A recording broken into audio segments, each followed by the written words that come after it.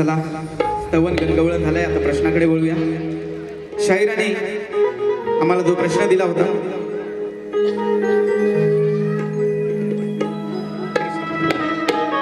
तसेच क्रिशा पांचाळ, नित्य पांचाळ व सिद्धिविनायक पांचाळ यांच्याकडून या गवळणीच्या गीतासाठी 501 रुपयाचं पारितोषिक आलेलं आहे. लगेचच प्रश्नाकडे वळूया. शाहिराने आम्हाला असा प्रश्न दिला होता, ब्रह्मदेवाच्या मुली किती? त्यांना कोणत्या राक्षसाने पळवून दिल्या? त्या राक्षसाचे नाव काय?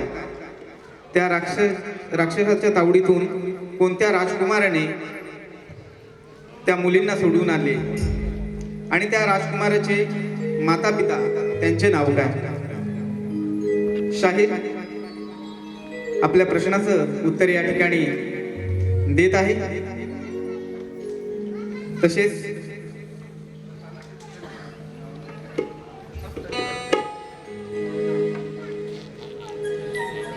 शाहीर लक्ष असून द्या, या प्रश्नाच्या उत्तराला 2 शास्त्र पुराव्याचा आधार आहे.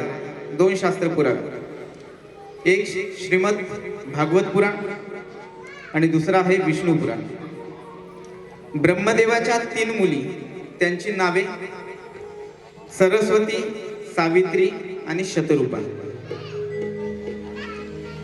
काही पुराणांमध्ये ब्रह्मदेवाच्या 16,000 मुली आहेत असा उल्लेख आहे. त्यांना नरकासूर राक्षसाने पळवून नेले आणि ज्या राजकुमाराने या राक्षसांचा वध करून या मुलींना सोडवलं, त्या राजकुमाराचं नाव होतं श्रीकृष्ण आणि या राजकुमाराच्या मातापित्यांचं नाव होतं देवकी आणि वसुदेव. आपल्या ह्या प्रश्नाचं या ठिकाणी आम्ही उत्तर दिलेले आहे. यानंतर आमचा प्रश्न, जी प्रत आम्ही तुम्हाला दिलेली आहे रसिकांच्या माहितीसाठी या ठिकाणी वाचून दाखवतो. आमचा प्रश्न असा आहे, श्री प्रभुरामाने ज्यावेळी सुवर्ण मृगावर बाण मारला त्यावेळी त्या मृगाचे मस्तक व काया कुठे पडले आणि त्याचे खूर कुठे उमटले?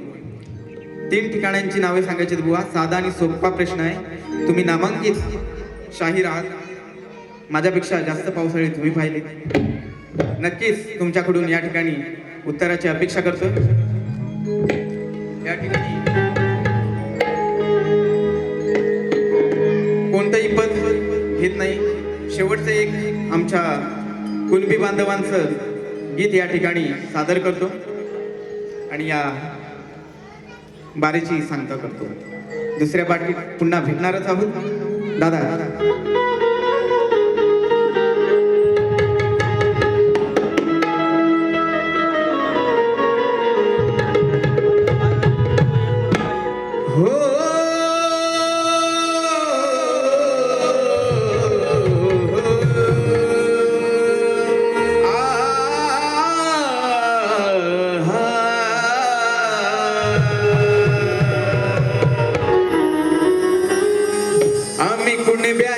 लेकर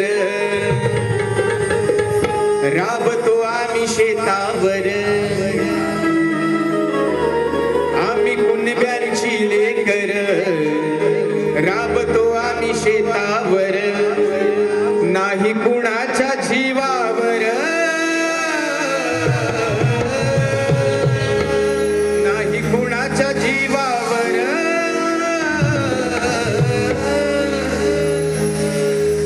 घाम गाळून आम्ही सुखान खातो कष्टाची भाकर, घाम गाळून आम्ही सुखान खातो कष्टाची भाकर.